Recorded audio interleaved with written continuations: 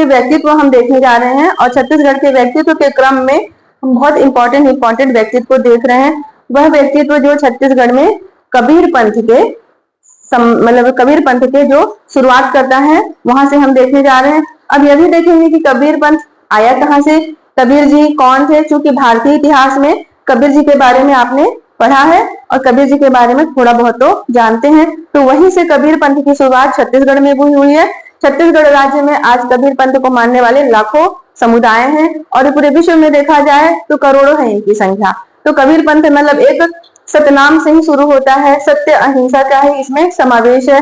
चलिए हम देखते हैं सत्य जो छत्तीसगढ़ में जो कबीर पंथ की शुरुआत हुई है, उनसे जानने से पहले कबीर पंथ में ही हम चलते हैं कि कबीरदास जी का थोड़ा सा जान लेते हैं। कबीरदास जी को जानेंगे तो उनकी सारे सिद्धांत और भावनाओं को जानने के बाद हमें छत्तीसगढ़ में जो भी चालू हुआ है वो भी पता चल जाएगा, क्या भावनाएं थी, क्या उनके आदर्श थे, क्या विचार थे, क्या वो चाहते थे, है ना, कैसे सिद्धांत उन्होंने दिए, क्या उनका पहनावा है, किस प्रकार का परिधान पहना जाता है, कुछ विशेष है इनमें, चौका क्या होता है, आरती क्या होता है, और बंदगी क्या होती है, इसके बारे में जानेंगे। और छत्तीसगढ़ में कहां कहां पर कबीर पंथ का गद्दी स्थापित हुआ है, इसके बारे में जानते हैं, क्योंकि यहाँ से क्वेश्चन हर बार आते हैं।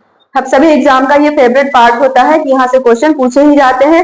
कबीर पंथ संप्रदाय अपने आप में बहुत इंपॉर्टेंट है, और प्रश्न के लिए यहाँ पर से एक इंपॉर्टेंट सेक्शन बन जाता है। इसको आप समझिएगा और अपनी तैयारी को अच्छे से करिएगा और नोट भी कर लीजिएगा।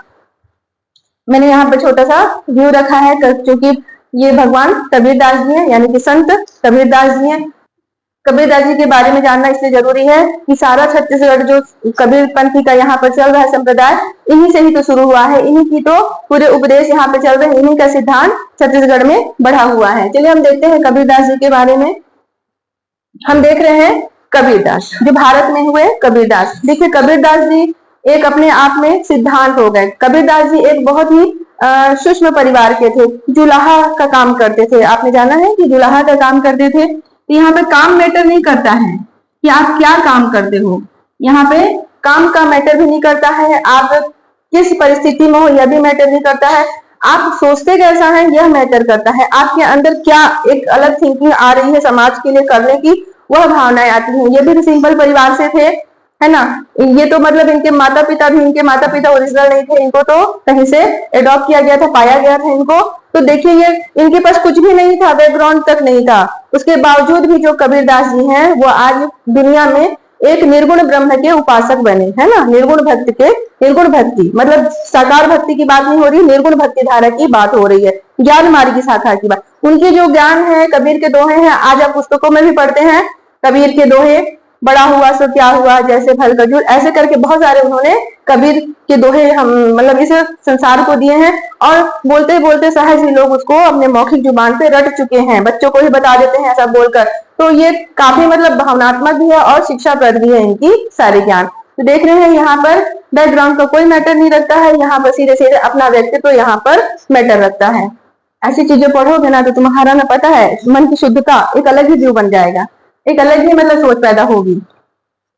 चलिए हम देखते हैं यहाँ पर क्या है कबीरदास जी। ये रहस्यवादी कवि हैं, इनके नाम के साथ याद कर लीजिएगा कि ये रहस्यवादी कवि हैं, ये संत हैं, निर्गुण शाखा के ज्ञान मार्ग की धारा के कवि हैं। इनको अच्छे से याद रखना है। सगुण भक्ति नहीं किए हैं ये, सगुण मतलब एक भगवान को मानकर कि ये मैंने पूजा करूंगा, ये मूर्ति पूजा है, ये इन्हीं को मैं आराध्य मानता हूँ, वैसा कुछ नहीं है इनके में। इन्होंने भगवान को निराकार माना है, मतलब भगवान का कोई आकार नहीं होता है, भगवान सीधे एक ईश्वर की बात की है कि सबका एक ही ईश्वर होता है, बस मन से उन तक आवाज पहुंचनी चाहिए। जैसे कि आप जो आवाज दे रहे हो भगवान तक, वो मन से निकलनी चाहिए, है ना। मन में जो आपके आ रहा है, आप मन कर्म वचन से अगर आप अच्छी भावना रखते हो तो आपकी आवाज जरूर पहुंचेगी वहां तक। मूर्ति पूजा का इन्होंने सीधे सीधे खंडन किया है। तो ये निर्गुण भक्ति धारा के अच्छे से याद रखेंगे और ज्ञान मार्गी धारा के कवि हैं। आपको भारतीय इतिहास में भी देखने को पढ़ने को जरूरत पड़ेगी कि सगुण भक्ति धारा के कवियों का वर्णन कीजिए, नाम लिखिए। बकायदे प्रश्न में आता है कि इनका नाम पूछा जाएगा, ये सगुण भक्ति धारा के हैं कि निर्गुण भक्ति धारा के हैं। आपको याद रखना पड़ेगा सगुण मतलब जिन्होंने ईश्वर का साकार रूप का वर्णन करते हुए उन्होंने ईश्वर का प्रतिनिधित्व दिया है, और निर्गुण भक्ति धारा मतलब ईश्वर की मूर्ति पूजा का बिल्कुल विरोध किया है, आत्मा से ईश्वर की पूजा की बात कही है। और इनका जो कबीरदास है सीधे सीधे इन्होंने ज्ञान मार्ग की शाखा को अपनाया है। अब इनका जन्म देख लीजिए, आज से 600 साल पहले की बात है जब इनका जन्म हुआ था। आज से 600 साल पहले इस धरती पर एक ऐसे संत का जन्म हुआ था जो मन कर्म वचन और विचारों से एकदम ज्ञान मार्ग की शाखा के हुए थे। जब बच्चे थे तब तो उनको नहीं पता था कि मैं इस दुनिया में किस तरह से पहचाना जाऊंगा, लेकिन उनके अंदर उनके सिद्धांत इस तरह से बलवती होते चले गए कि उनकी विचारधारा एक अलग व्यू में चलती चली गई। आज हम इनको जिनको जानते हैं वो कबीरदास हैं, ज्ञान मार्ग की शाखा के कवि हैं। तो इनका जन्म देख लीजिए 1398 ईस्वी में काशी नहीं वाराणसी में हुआ है, जो उत्तर प्रदेश में है, उत्तर प्रदेश में। इनके जन्म को याद रखिएगा अच्छे से कि ये कहाँ से जन्म लिए हैं, तो बनारसी से लिए हैं, मतलब ये काशी वाले स्थान से लिए हैं, इनका जन्म हुआ है। अब इनके दर्शन में देख लीजिए इनके सिद्धांत क्या है, इनके अंदर किन चीजों को लेकर इनके अंदर एक अलग व्यू पैदा हुआ, एक अलग क्षेत्र में चलते चले गए। ये समाज में जो अंधविश्वास है, कूटनीति है, मतलब कूट होता है, कूटनीति भेदभाव होता है, जाति पाति जो होता है, सबसे छुआछूत की भावना थी, जो अंधविश्वास, जो वैदिक युग के जो ब्राह्मणवादी चला आ रहा था, कर्म कांड जो होते हैं, वो सारी चीजों का इन्होंने खंडन किया है। देख लीजिए अंधविश्वास, व्यक्ति पूजा मतलब किसी को, एक व्यक्ति को भगवान मान लेना, उस तरह से व्यक्ति पूजा का विरोध किया। पाखंड, ढोंग, कुरीतियां, समाज में जो प्राचीन काल से चली आ रही कुरीतियां, अंधविश्वास, उस तरह का कर्म कांड देख रहे हो, ये ऐसा करो नहीं तो तुम्हें स्वर्ग नहीं मिलेगा, ऐसी वाली भावना। इंसान इसमें क्या होता है, बहुत ज्यादा परेशान होता है, उसके पास आर्थिक कमी होने के बावजूद भी ऐसी चीजों करने पे तुल जाता था। जब वैदिक काल था तो कर्मकांड बहुत बड़ा हुआ था, वही कर्मकांड कहीं ना कहीं समाज में आज भी प्रचलित रहा होगा। उन्होंने देखा और ऐसी चीजों का विरोध किया। जाति पाति, ऊंच नीच, जाति पाति, ये सब उन्होंने विरोध किया। अब इनका सिद्धांत क्या है, एकेश्वरवाद।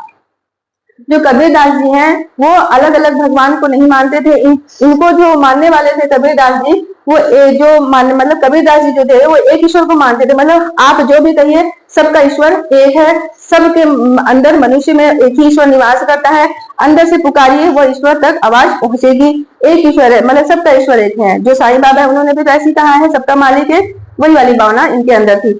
और यहाँ पर देखिए इनको हिंदू भी मानते थे और मुस्लिम भी मानते थे। ये दोनों संप्रदायों के पूजनीय हो गए थे, मतलब ये सारे संप्रदायों के लिए पूजनीय हो गए थे। तो ईश्वर में, एक ईश्वर में विश्वास। अब इनके पास क्या है, देखिए इनका जो खास बात हमको देखने को मिलता है कि जो पंजाब में है गुरु ग्रंथ साहब, वहां पे गुरु प्रथा है, तो वहां पर गुरु के प्रति इतनी आस्था है वहां पर भी। तो इनका जो दोहे हैं, इनका जो रचनाएं हैं, कबीर के दोहे, कबीर का जो भी यहाँ पर कविताएं हैं, सारे उनके गुरु ग्रंथ साहिब में इनका समावेश किया गया है। मतलब इनके जो विचार थे वहां पर पूरे पूरे एक्सेप्ट कर लिए गए हैं, एब्जॉर्ब कर लिए हैं। आपसे प्रश्न पूछा जाएगा कि कबीरदास जी के जो सिद्धांत है, दोहे हैं, किस ग्रंथ में देखने को मिलता है। तो आपको यहाँ पर 4 ऑप्शन रहेंगे, उसमें से गुरु ग्रंथ साहब रहेगा, उसमें आप इनका ऑप्शन ले लीजिएगा आंसर में कि गुरु ग्रंथ साहब में इसका जो विचार है कबीरदास जी के, उनका वर्णन पूरा मिलता है। अब इनकी भाषा देख लीजिए, इन्होंने अपने जो कवि शैली जो अपनाई थी, जो इन्होंने निर्गुण भक्ति धारा का जो इन्होंने दिया था कॉन्सेप्ट, जिस पर ये चले थे, वहां पे भाषा इनकी क्या थी, इनकी भाषा एकदम साधु कड़ी, एकदम मस्त मौला भाषा थी। और पंचमेल खिचड़ी बोला जाता था इनकी भाषा को। इस चीज को अच्छे से याद रखिएगा, पंचमेल खिचड़ी क्या होती है, किसके लिए यूज किया गया है। प्रश्न आया हुआ है साहित्य वाले में, आप लोग पढ़ेंगे तो ज्ञान मार्ग की शाखा और प्रेम मार्ग की शाखा, निर्गुण भक्ति शाखा, सगुण भक्ति शाखा, ये सारे आपको वहां पर अलग अलग देखने होंगे। तो यहाँ पर इनकी जो कविताएं हैं, जो इनका लेखनी है, उसमें पंचमार्ग, ये पंचमेल खिचड़ी कहा जाता है। क्यों कहा जाता है, 5-6 भाषाओं का इसमें इन्होंने यूज किया है, समावेश किया। एक भाषा में सिमटे नहीं रहे हैं, कई भाषाओं का इन्होंने यूज किया है, इसलिए बोलते हैं पंचमेल खिचड़ी। जैसे आप खिचड़ी बनाते हो, 5-6 प्रकार की चीजें मिला देते हो, एक बहुत ही मतलब टेस्टी खिचड़ी बनती है। तो इनकी कविताओं में ऐसे ही 5-6 भाषाओं का समावेश है, जिसको बोल दिया गया है पंचमेल खिचड़ी। इसको याद रखिएगा, ये किसके लिए बोला गया है, तो कबीरदास जी के लिए बोला गया है। इसमें राजस्थानी, हरियाणवी, पंजाबी, खड़ी बोली, अवधी, ऐसी भाषाओं का इसमें समावेश किया गया है, ऐसी भाषाओं को इसमें बोला गया है। अब इनकी महत्वपूर्ण रचना को देख लीजिए, जो पूरे विश्व में जानी मानी रचना है। इनकी रचना नहीं है। देखिए एक्चुअली जो कबीरदास जी थे वो पढ़े लिखे नहीं थे, है ना, क्योंकि बचपन में वो उनके माता पिता जो नीरू थे, उन्होंने तो इनको पाया था, तो पाने के बाद ये अपना धीरे धीरे जुलाहा का काम कर रहे थे, जैसे भी जो जीवन व्यतीत कर रहे थे। इन्होंने पढ़ाई नहीं की थी, उनको ज्ञान ही नहीं था उस चीज का, लेकिन इतने बड़े कवि कैसे बन गए, सिर्फ आध्यात्मिक सोच की वजह से, है ना। और ये लिख नहीं पाए, मतलब अपनी कविताओं को कभी इन्होंने लिखा नहीं, तब कैसे हुआ आज हम कबीर के दोहे पढ़ रहे हैं। तो यहाँ पर जाहिर से उनके शिष्य बने, है ना, गुरु के प्रति आस्था हुई, जो इन पे विश्वास करने वाले जुड़ते गए लोग और इनके बहुत एकदम आस्था वाले शिष्य बन गए। उसी में आते हैं एक धनी धर्मदास, जो आपके छत्तीसगढ़ से संबंधित हो जाते हैं।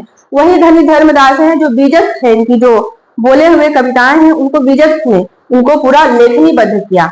जो आप धनी धर्मदास पढ़ने जा रहे हैं छत्तीसगढ़ में, जिनकी गद्दी स्थापित हुई थी, उन्होंने ही, वही धनी धर्मदास हैं, उन्होंने ही कबीर के जो मुंह बोले कविताएं थे, दोहे थे, सबको रचना किया, लेखनीबद्ध किया। तो जो हमको आज पुस्तकों में देखने को मिलता है, धनी धर्मदास जी की वजह से मिलता है, इन्होंने ही लिखा है। तो देख लीजिए ये बीजक है,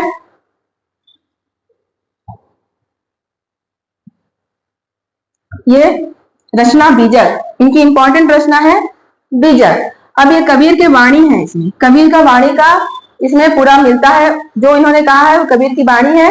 और इसका जो संकलन करता है ये रचनाकार है, ये हो जाएंगे धनी धर्मदास। इसलिए जानना जरूरी था आपको कबीर जी के बारे में, क्योंकि यहीं से आप छत्तीसगढ़ का पढ़ने जा रहे हैं। धनी धर्मदास जी पूरे छत्तीसगढ़ से संबंधित हो जाते हैं। अब ये जो कबीर जी का जो है ये बीजक जो लिखा है, इन्होंने धर्मदास जी ने लिखा है, बीजक के बारे में जान लीजिए। ये 3 पार्ट में है, रमैनी, सबद और साखी। जो बीजक है कबीरदास जी के संबंध में, जो बीजक की रचना की गई है, उसके 3 पार्ट हैं, ये रमैनी, सबद और साखी। रमैनी का मतलब हो जाएगा रामायण, और सबद का मतलब हो जाएगा शब्द, और यहाँ पे साखी का मतलब हो जाएगा साक्षी। मैंने इसका हिंदी में बता दिया है। तो ये 3 पार्ट में है, इन्होंने धनी धर्मदास जी ने इसको रचना किया है। और किसकी वाणी है? कबीर की वाणी है ये। तो और रविन्द्रनाथ टैगोर के बारे में भी जान लीजिए, इसी को इन्होंने अंग्रेजी में अनुवाद किया है, तो काफी महत्वपूर्ण हो जाता है ना। थिंक यहाँ पर लिया गया है, थिंक मतलब सिद्धांत अपनाए गए हैं। पूरा इसी बुक का अंग्रेजी में अनुवाद रविन्द्रनाथ टैगोर ने किया है। प्रश्न आ सकता है आपका कि बीजक का अंग्रेजी में अनुवाद किसने किया है, नाम रहेगा, आप यहाँ पर ऑप्शन उठा लेना। दास जी के बारे में हमको जानना है, क्योंकि वो सीधे सीधे छत्तीसगढ़ में कार्य प्रारंभ किए थे। हम इससे पहले देखते हैं कि जो कबीरदास जी थे वो विश्व में, यानी कि भारत में, पूरे देश के लिए वो जाने माने गए हैं। तो भारत में उन्होंने कबीर पंथ के लिए, मतलब लोग इस सिद्धांत को जाने, है ना, जाति पाति भेदभाव से ऊपर उठे, कर्म कांड से ऊपर उठे, ऐसे सिद्धांत, ऐसे संप्रदाय को जाने और उसका आचरण में ले। और इसके लिए उन्होंने क्या किया है, 4 दिशाओं में 4 अपने शिष्यों को भेजा कि जाइए आप लोगों के लिए बताइए, कुछ गुरु गद्दियां स्थापित कीजिए, ताकि लोगों के बीच में जो रूढ़ियां चल रही हैं, अंधविश्वास चल रहा है, पाखंड चल रहा है, जाति पाति चल रहा है, आपस में लड़ाई चल रही है, उसका यहाँ पर खत्म होकर के एक अलग सिद्धांत व्यू से उन्होंने 4 शिष्यों को 4 जगह भेजा। अब यहाँ पे देखते हैं कि वो 4 जगह कौन कौन से थे। काशी शाखा, क्योंकि काशी शाखा में यहाँ देख रहे हैं, काशी शाखा में गोपाल साहब, बाकी को आप याद नहीं रखेंगे तो चलेगा, लेकिन अब इंडिया लेवल पर अगर क्वेश्चन आता है तो यहाँ से बनता है क्वेश्चन ना। क्योंकि मैं छत्तीसगढ़ का पढ़ा रही हूँ तो मैं धनी धर्मदास जी के बारे में ले जाना चाहूंगी आपको, और छत्तीसगढ़ में कबीर पंथ में कहाँ कहाँ कौन कौन से स्थल का महत्व है, कौन कौन से यहाँ पर साहेब जी हुए हैं, यहाँ पर जो इन्होंने गुरु गद्दी स्थापित की है। यहाँ पर इसलिए आपको जानना जरूरी है कि 4 शाखाएं बटी, तो छत्तीसगढ़ तरफ कौन सी शाखा आई। इंडिया लेवल पे आपके लिए 4 शाखाएं इंपॉर्टेंट हो जाता है, क्योंकि कबीरदास जी तो आपको इंडिया में भी पढ़ना है, छत्तीसगढ़ भारतीय इतिहास में भी आपको यहाँ पर देखना है ये शाखाओं को। तो काशी शाखा है गोपाल साहेब जी के लिए यहाँ पर हुआ। विदपुर शाखा, देखते जाइए, नाम को बार बार पढ़ने से होगा। ये विदपुर शाखा जागूदास साहेब जी के नाम पे इधर उन्होंने भेजा। धनौती शाखा जो बिहार में है, धनौती शाखा, ये भगवान गोसाई शाखा, मतलब भगवान गोसाई जी को इस तरफ भेजा गया। और छत्तीसगढ़ शाखा हम जो देखने जा रहे हैं, छत्तीसगढ़ शाखा, ये धनी धर्मदास साहेब जी के लिए भेजा गया।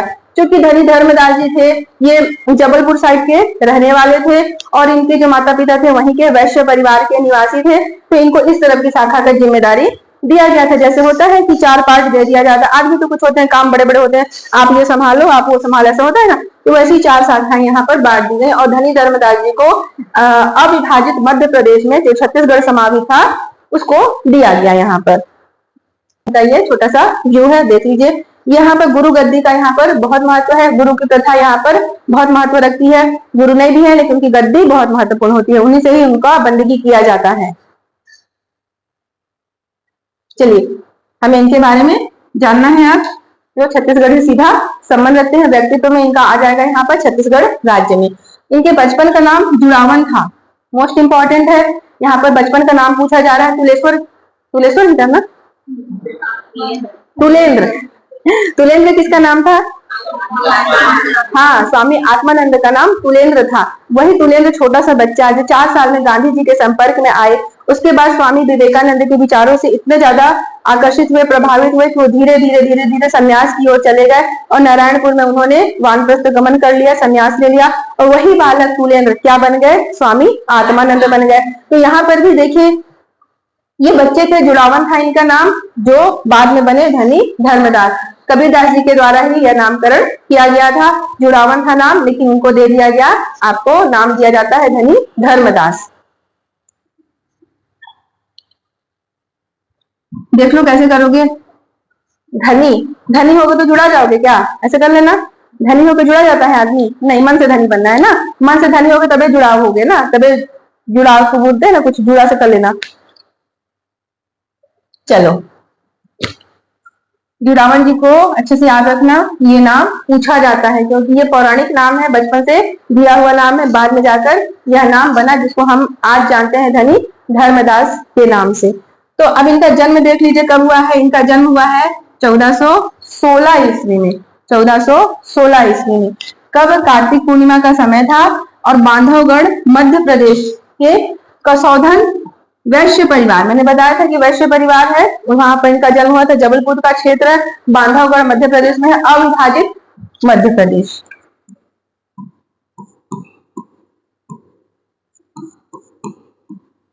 अविभाजित जो मध्य प्रदेश है, शामिल छत्तीसगढ़ है, वो था यहाँ पर, ये समय था उस समय का।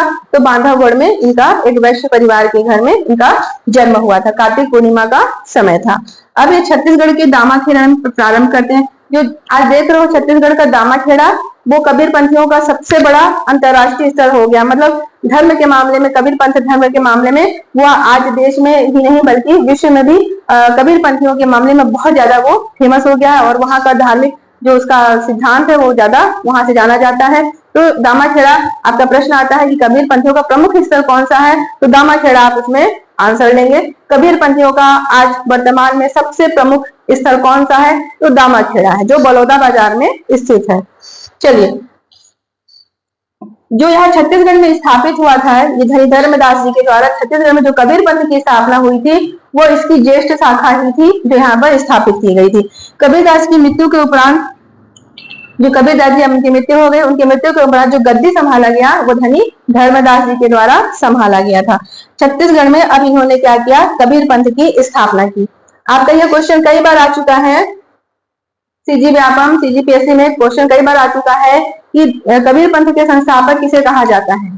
तो यहाँ पर काफी कॉम्प्लिकेशन हो जाता है, कभी चूड़ामणि महाराज को बोला जाता है, तो कभी धनी धर्मदास जी को यहाँ पर बोला जाता है, लेकिन आंसर लिया गया है धनी धर्मदास जी को। देख रहे हो, शुरुआत उन्होंने ही किया है, छत्तीसगढ़ में उनका पूरा प्रचार प्रसार उन्होंने किया है, एक न कहीं गद्दी उन्होंने स्थापित की है। तो यहाँ पर आप लोग एक शब्द में याद रखेंगे कि छत्तीसगढ़ में कबीर पंथ के संस्थापक किसे कहा जाता है, तो धनी धर्मदास जी को कहा जाता है। उनके बाद ही तो उनके बच्चे आएंगे ना, इसलिए धनी धर्मदास जी है। देखिए, इनके बारे में थोड़ा एक विद्वान ने कहा है, इतिहासकार है, इनके बारे में इतिहासकार राम रतन भटनागर के अनुसार कहा गया है कि छत्तीसगढ़ में कबीर पंथ के संस्थापक धनी धर्मदास है। सीधे सीधे ये वाक्य में आ गया है। ये महान इतिहासकार हैं राम रतन भटनागर, इन्होंने सीधे सीधे कह दिया है कि छत्तीसगढ़ में कबीर पंथ के संस्थापक कौन है, तो सीधे सीधे धनी धर्मदास। ये आंसर में आपको यही लेना है, उत्तर भी यही होगा। अब जो यहाँ पे बीजक के रचनाकार प्यारेलाल गुप्त, बीजक के रचनाकार प्यारेलाल गुप्त एक और भी है जो इन्होंने इसके बाद अपडेट किया है। छत्तीसगढ़ की प्रथम कवि इनको बोला गया है। अब देखिए, जो छत्तीसगढ़ में हम यहाँ पर देखते हैं कि छत्तीसगढ़ में कौन कौन से स्थल हैं जो कबीर पंथियों से मतलब प्रभावित है, कबीर पंथियों का लोकेटेड एरिया है, कबीर पंथियों का संकेंद्रण स्थल। संकेंद्रण की बात की जा रही है कि कहाँ पर है इनका संकेंद्रण सबसे ज्यादा जिससे पहचान मिलती है कि छत्तीसगढ़ में कबीर पंथ बहुत ज्यादा निवास करते हैं, लाखों की संख्या है भारत में, है ना। और अगर विश्व में देखा जाए तो इनकी संख्या करोड़ों में जाती है। तो छत्तीसगढ़ में कुदूरमाल, कुदूरमाल यहाँ पर प्रथम गुरु गद्दी की स्थापना की गई थी, ये है कोरबा में। कुदूरमाल कोरबा में है। कवर्धा, कवर्धा को आप देख रहे हो, कवर्धा भी महत्वपूर्ण है। आज कवर्धा का नाम क्या है? कबीर धाम। किस लिए हुआ? अब नाम नहीं देख लो, कबीर धाम सीधा सीधा नाम पड़ गया है इसका। कवर्धा का नाम कबीर धाम आज पड़ चुका है क्योंकि कबीर धाम है ये। कबीर पंथ के मानने वालों की संख्या यहाँ पर बहुत ज्यादा है। यहाँ पर हर साल मेला लगता है और यहाँ पर बहुत ज्यादा आस्था का केंद्र है। किसका? कबीर जी का। कबीर जी के यहाँ पर आस्था का केंद्र है। और देख रहे हो कि आप 2003 में यहाँ पर इसका नाम, इस जिले कवर्धा जिले का नाम सन 2003 में कबीर कवर्धा का नाम परिवर्तित करके कबीर धाम कर दिया गया है। और 2003 में उत्तर बस्तर कांकेर नाम किया गया था परिवर्तन, और दक्षिण बस्तर दंतेवाड़ा, ये 3 चीज यहाँ पर 2003 में अपडेट किया गया था। यहीं पर कवर्धा का नाम कबीर धाम किया गया सन 2003 में, क्योंकि यहाँ पर कबीर जो पंथी है उनका आस्था का प्रमुख केंद्र यही है, इसलिए इसके नाम को परिवर्तित कर दिया गया है। दामाखेड़ा, यह है बलौदा बाजार में।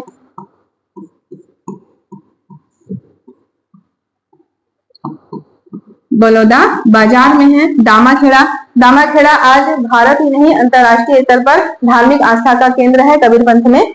और रतनपुर देख रहे हो, जो बिलासपुर का रतनपुर है, वहां पर भी कबीर पंथ का प्रमुख स्थल है। धमधा, धमधा यह दुर्ग तरफ है, तो यहाँ पर भी कबीर पंथ का प्रमुख स्थल है। खरसिया, खरसिया देख रहे हो रायगढ़ में, यह भी कबीर पंथ का प्रमुख स्थल है। ये देखो इतने जगह यहाँ पर कबीर पंथ में शामिल स्थल हैं जो महत्वपूर्ण है, इसको जानना। यहीं पर गुरु गद्दी की स्थापना हुई है। इन स्थलों को पकड़कर रट लोगे। और वैसे भी कहीं कहीं मतलब कम पैमाने पर दिखता है, लेकिन कबीर पंथ के छत्तीसगढ़ में कहीं ना कहीं दिखते हैं ऐसे। जैसे रामगढ़ का, जो यहाँ पर रामगढ़ की पहाड़ी, वहां पर भी कबीर पंथ के साक्ष्य मिलते हैं। कुछ बस्तर क्षेत्र में भी कबीर पंथ के साक्ष्य मिलते हैं। तो यहाँ देख लो कुदूरमाल है, यहाँ पर प्रमुख कवर्धा है, दामाखेड़ा है, रतनपुर है, धमधा है और खरसिया है। ये प्रमुख स्थल है कबीर पंथ में शामिल। चलिए अब देखते हैं शिक्षा। जो कबीर दास की शिक्षाएं थी वो किस क्षेत्र में थी, या फिर धनीधर राज जी की शिक्षाएं है वो छत्तीसगढ़ में किस प्रकार की थी। एक ईश्वरवाद मैंने बता दिया था, एक ईश्वर में विश्वास, सबका ईश्वर एक है। मूर्ति पूजा का विरोध, इसमें सिद्धांत पूछा जाएगा। टिक लगाने के लिए 3-4 ऑप्शन रहेंगे, ये सब ऑप्शन आपके काम आने वाले हैं। ये मूर्ति पूजा का यहाँ पर विरोध किया गया था। गुरु घासीदास जी के सिद्धांत, उसमें भी तो मूर्ति पूजा का विरोध किया गया था, है ना। तो वहां पर भी मूर्ति पूजा का विरोध याद रखना। वहां पर भी एकेश्वरवाद भी वहां पर भी जाएगा और यहाँ पर भी आएगा। सतनाम का जो वहां पर भी गुरु घासीदास ने भी कहा है, और यहाँ पर कबीर पंथ में भी सतनाम का ही है, मतलब सत्य का जाप, और सतनाम सर्वोच्च है। फिर समानता और सामाजिक न्याय, मतलब समाज के बारे में पूरे सिद्धांत यहाँ पर दिए गए हैं। यही सिद्धांत छत्तीसगढ़ में कबीर पंथ का चल रहा है।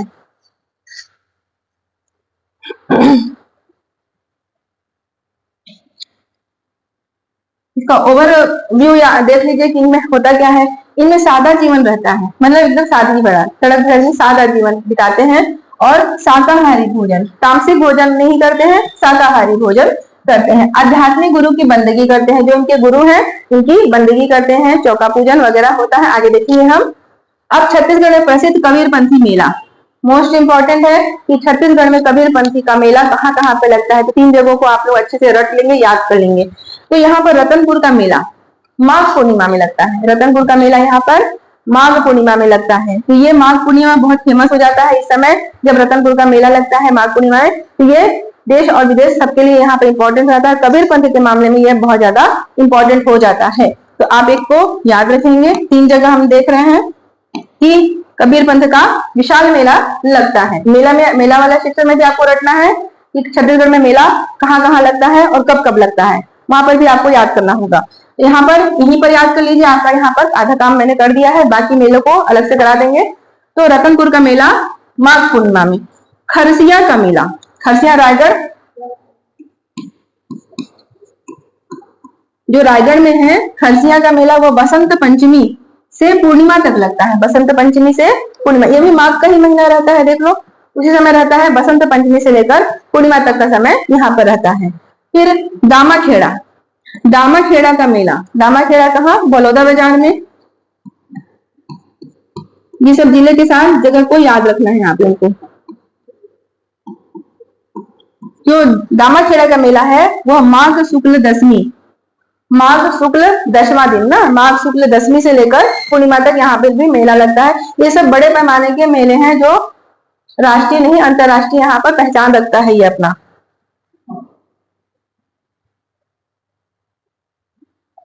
चलिए कबीर पंथ में देख लेते हैं कि उनके सिद्धांत और उनके जो बिहेवियर होता है, जो उनका आचरण होता है, उनमें जो चौका पूजन होता है वो क्या क्या है, इसके बारे में जान लेते ताकि आपको इनके बारे में ओवरऑल पता चल जाए। तो यहाँ पर हम देख रहे हैं दीक्षा।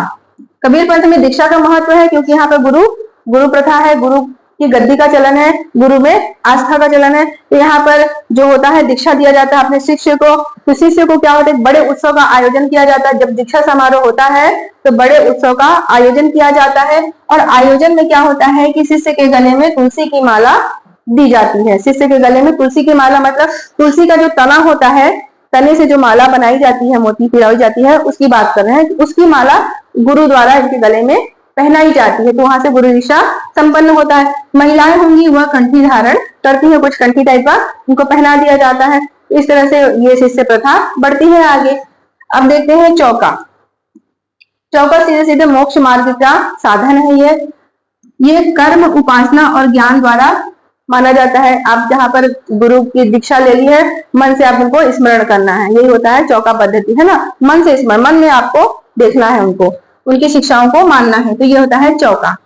वो खाना पीना चौका नहीं ना, चौका बेलन वो सब चौका नहीं ना, ये दिखने वाला चीज होगा, ऐसा कुछ नहीं है ना, ये ऐसे आचरण है। ये देखिए यहाँ पर चौका जो होता है ये 4 प्रकार के होते हैं, बस इसको रट लीजिएगा, इसमें ज्यादा अंदर नहीं जाना है, इसको रट लीजिएगा कि चौका 4 प्रकार के होते हैं। कभी कभी क्वेश्चन में देखने को मिल रहा है तो आपके लिए आसान हो जाएगा। एक है आनंदी चौका, दूसरा है अष्ट प्रहरी चौका, तीसरा है सोलर पूत चौका और चौथा है एक उत्तरी चौका। ये उनके में अपनाया गया चौका पद्धति है। इस तरह से होगा, इसको आप लोग ज्यादा जानना नहीं है, बस इतना को समझ लीजिए कि 4 प्रकार के होते हैं, बस इसको थोड़ा सा ध्यान में रखिएगा और धीरे धीरे पढ़ते रहिएगा तो एक दिन याद हो जाएगा। तो 4 प्रकार के चौका है, एक आनंदी चौका, अष्ट प्रहरी चौका, सोलर पूत चौका और एक उत्तरी चौका। ये 4 प्रकार के चौका है उसमें। अगर इसको मैं नहीं बताती तो आप लोगों को लगता है कि चौका में और कुछ मिला तो, है ना, कुछ आ गया तो, कहीं मान लीजिए क्वेश्चन में देखने को मिल गया तो कि कितने प्रकार के चौका होते हैं, कम से कम 4 प्रकार के तो होते हैं, ये तो रहेगा। ऐसे क्वेश्चन कुछ पूछे जाने वाले हैं आजकल, अंदर से क्वेश्चन पूछे जा रहे हैं। ऊपर से तो सब कोई जानता है पर ऐसे क्वेश्चन हर कोई नहीं जानता है, जो पढ़ रहा है उसे ही पता रहेगा। अब मठ व्यवस्था, यहाँ पे हमने दीक्षा देख लिया, चौका देख लिया, ठीक। अब देख रहे हैं मठ व्यवस्था। इसमें जो प्रमुख गुरु होते हैं उसके संरक्षक होते हैं। जो मठ होता है वहां पर जो प्रमुख गुरु होते हैं वही इसकी देखभाल करते हैं, मतलब एक गद्दी होती है उसकी देखभाल एक प्रमुख गुरु के द्वारा की जाती है और वहीं पर उनका आस्था का केंद्र रहता है। अब द्वादश तिलक, जो कबीर पंथी वाले होते हैं वो द्वादश तिलक लगाते हैं, द्वादश मतलब 12, है ना, तो वैसे कुछ तिलक लगाते हैं और ये क्या है, न्यायपूर्ण जीवन का प्रतीक माना जाता है इसको। ये आप इसको याद रखिएगा, जैसे किसी भी धर्म में क्या है ये जानना जरूरी है, वैसे ही जानना यहाँ भी जरूरी है।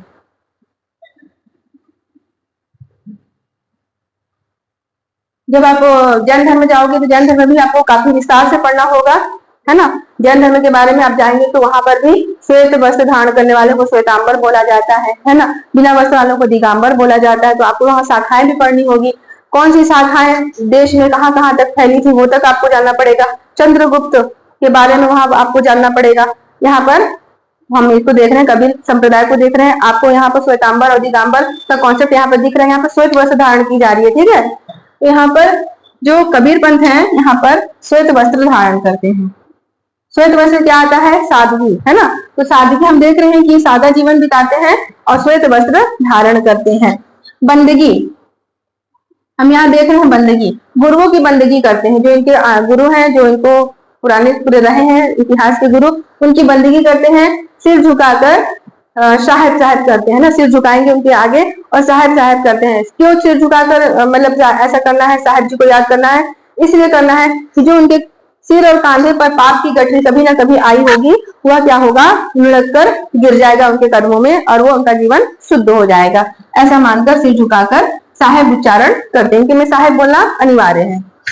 अब इनके में देखिए अगला, पूर्णिमा व्रत धारण करना विशेष महत्व रखता है। पूर्णिमा का यहाँ जो व्रत है इनके लिए विशेष आस्था का दिन है। पूर्णिमा, कार्तिक पूर्णिमा में इनका जन्म भी हुआ था धनी धर्मदास जी का। पूर्णिमा का जो व्रत होता है इनके लिए इंपॉर्टेंट हो जाता है कि ये पूर्णिमा का व्रत का पालन करते हैं। तो देख लीजिए कबीर पंथ में कुछ अलग ही आस्था है अपने हिसाब से। मुक्तामणि, अब देखते हैं यहाँ पर हमने देख लिया कबीर पंथ के बारे में सब कुछ की क्या इनमें चलता है। अब देखिए मुक्तामणि साहब, मुक्तामणि साहब कौन थे? ये धनी धर्मदास जी की संतान थे, उनके पुत्र थे। इन्हीं का नाम चूड़ामणि साहब है। आपको प्रश्न में अगर देखने को मिल जाए कि मुक्तामणि साहब या चूड़ामणि साहब, तो आप लोग अलग अलग नहीं जाओगे, ये मुक्तामणि कोई और है, चूड़ामणि कोई और है। आप दोनों का नाम याद रखेंगे, जैसे कि उनके पिताजी का नाम भी दो था, है ना, वैसे भी इनका नाम दो है। तो क्वेश्चन में इस नाम से भी क्वेश्चन आ सकता है और इस नाम से भी क्वेश्चन आ सकता है, क्योंकि दोनों नाम आज प्रचलित हो गए हैं इनके, चूड़ामणि साहब या मुक्तामणि साहब। अब कुदुरमाल में इन्होंने गद्दी के स्थापना की थी। तो कुदुरमाल यानी कि कोरबा,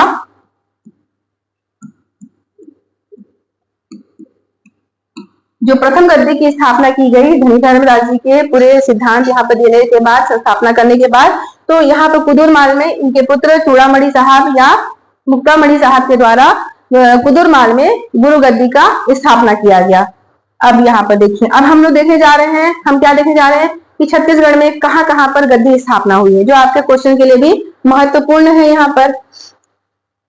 तो मुक्तामणि चूड़ामणि से आपको कंफर्म हो गया कि कहाँ पर इनका गद्दी है, कुदुरमाल में। एकदम याद रखिएगा, यह प्रश्न आ चुका है कि कुदुरमाल में किसकी गद्दी स्थापना है, कबीर पंथ की किसकी गद्दी स्थापित की गई है, तो मुक्तामणि या चूड़ामणि, इनके नाम से रखेंगे ना, मुक्तामणि चूड़ामणि साहब का कुदुरमाल में है गद्दी, ठीक है ये इसको। अब उसके बाद आते हैं हक नाम साहब, ये कवर्धा में है या कबीरधाम में है। कबीरधाम आज देख रहे हो नाम परिवर्तित होकर कबीरधाम हो गया है। तो हक नाम साहब कवर्धा में, याद रखेंगे कि कबीरधाम में हक नाम साहब, हक से मांगना है। कबीर लोग का हक हो गया है, हक हक है ना, अधिकार, कबीर पंथ का अधिकार हक हो गया, ऐसे याद कर लेना, तभी तो नाम परिवर्तन हो गया ना, हक, उससे बढ़िया कनेक्टेड हो जा रहा है ये वाला, हक से कबीरधाम हो गया है। अब प्रकट नाम साहब, ये भी कवर्धा में है। ये लगातार आपको यहाँ पर 3 गुरु हैं, ये कवर्धा में आपको देखने को मिलेंगे, इनके बाद ऐसे करके गद्दी इनकी चली आ रही है। प्रकट नाम साहब कवर्धा या कबीरधाम में इनकी ही गद्दी है। तो देख रहे हो यहाँ पे हक से मांगे, यहाँ पे प्रकट होके मांगेंगे, ठीक है, कवर्धा को कबीरधाम को। फिर धीरज नाम साहब, अब जब मिल गया है कबीरधाम बन गया उनके नाम पे, तब धीरज धर लिए, ऐसे कर लेना, धीरज हो गया, आप शांति मिल गई, नाम दे दिए, हो गया। तो यहाँ पर धीरज नाम साहब, ये हक नाम साहब, प्रकट नाम साहब, धीरज नाम साहब, तीनों की गद्दी कवर्धा में है, याद रखेंगे इसको। ये वाला क्वेश्चन आया है, हक नाम साहब की गद्दी कहाँ पर है, तो कवर्धा या कबीरधाम में है। अब आते हैं उग्र नाम साहब, इनका भी क्वेश्चन आ चुका है। उग्र नाम साहब, यह क्वेश्चन आ चुका है कि उग्र नाम साहब की गद्दी कहाँ पर है। तो उग्र नाम साहब की गद्दी कहाँ पर है, दामाखेड़ा में है। दामाखेड़ा कहाँ है, बलौदा बाजार में, बलौदा बाजार। आप लोगों को लगता है कि दामाखेड़ा बलौदा बाजार से कैसे याद करेंगे, तो मैं तीनों यहाँ पे याद करवा देती हूँ। यहाँ पे लगा है उग्र, उग्र लगा है, यहाँ पे लगा है दामा, लगा है दाम, लगा है, यहाँ पे लगा है बाजार। बस 3 चीज को पकड़ लो, बाजार में दाम उग्र हो रहा है, ठीक है, बाजार में दाम उग्र हो रहा है। तो बलौदा बाजार में दामाखेड़ा, दामाखेड़ा में उग्र नाम साहब, ऐसे करके इसको याद रखना, बस इसी से याद रखना, पूरा अच्छे से याद रहेगा। उग्र नाम साहब, उग्र हो रहा है बाजार में, रेट यानी दाम हो रहा है, देख रहे हो आज स्टॉक बढ़ रहा है, उस तरह से याद रखना, उग्र नाम साहब, दामाखेड़ा, बलौदा बाजार, याद हो जाएगा ऐसे में। फिर केवल नाम साहब आते हैं बगला। केवल नाम साहब कहाँ पे, धमधा। धमधा कहाँ पे है, दुर्ग में। केवल नाम साहब धमधा, यहाँ पर भी ध है, यहाँ पर ध है, तो भाई केवल ध बोलो ना, केवल ध ही बोल दो, बीच में भी ध दे देते तो कितना अच्छा होता, केवल ध ध ध ध रह जाता तो ये केवल ध ही रहता तो कितना अच्छा होता। तो केवल नाम साहब धमधा कर लेना याद है। यहाँ पर अमोल, अमोल नाम साहब, यह भी है कहाँ पर, धमधा में, इन्हीं के बाद चला है इनका। तो अमोल नाम साहब धमधा, ये ध बहुत अमूल्य हो गया है, केवल धा ही होता तो और ज्यादा अमूल्य हो जाता, बीच में फालतू एक माँ आ गया, तो ध ध रहता तो केवल ध ध रहता, तो केवल नाम साहब धमधा, और ये ध ध अमूल्य है हमारा, तो हम बीच में दिलक लेते तो कोई बिगड़ ही जाता, लेकिन याद कैसे होगा, है ना। तो ये अमोल नाम साहब धमधा।